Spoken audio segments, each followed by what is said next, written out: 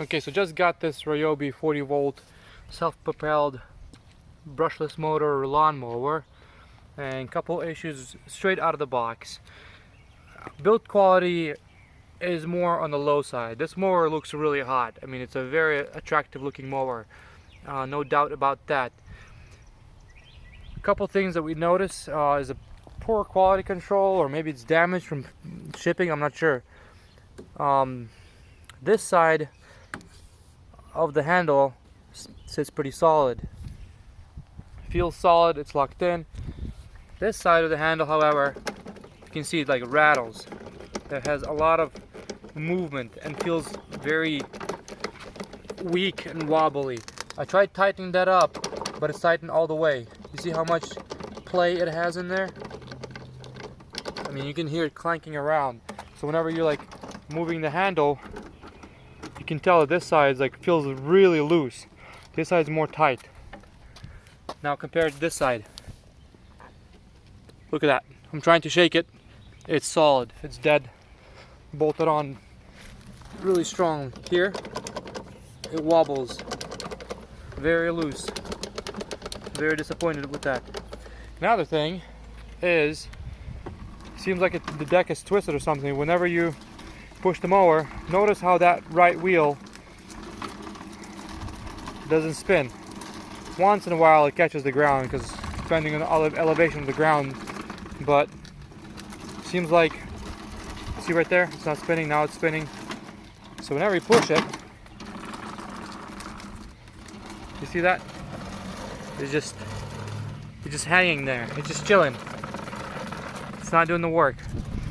So it's either the deck is bent, or the axle is bent, or something's bent on there. Let's check this out again.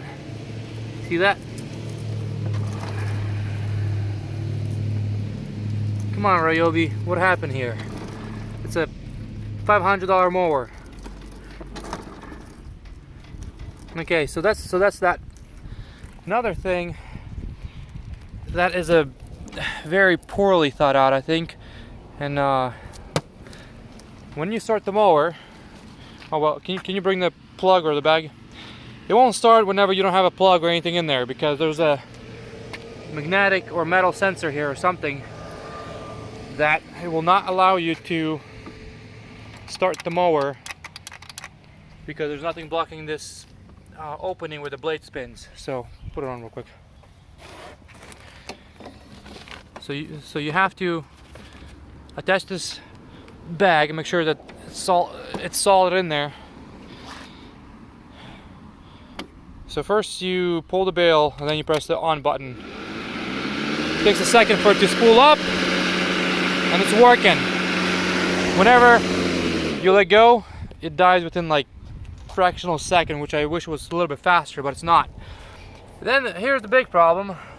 The LEDs turn on by themselves, and they stay on for, I didn't time it, but it seemed like good 3 minutes, if not more. I mean, they're gonna be on for quite a while. So there's no way to disable them. I couldn't find any buttons, power buttons, nothing here, except like removing the battery or the safety key, which not ideal, nobody's gonna do that. On the control panel, you only got self-propelled button here, and that's about it.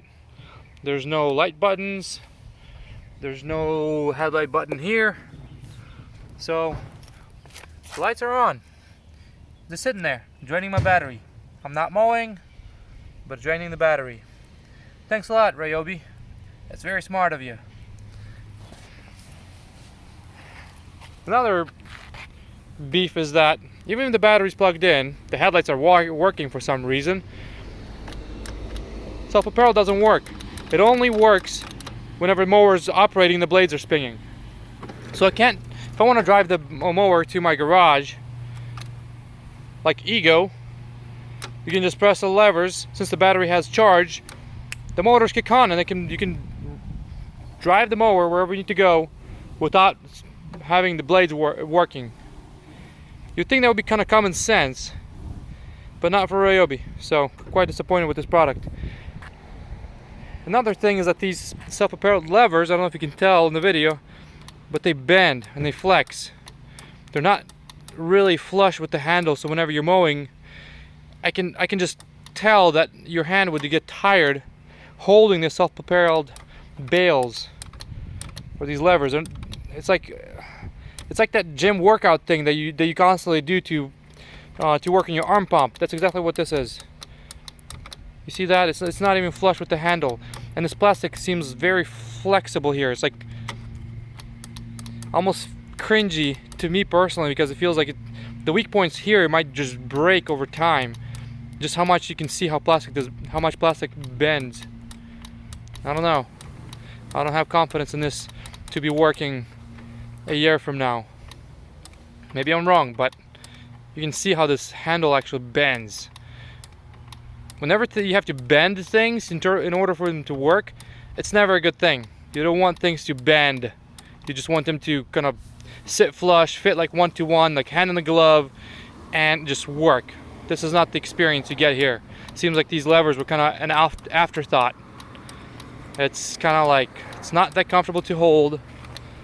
You feel that like there's a lot of play here. See, like right here? So the button gets off right there. So let's see.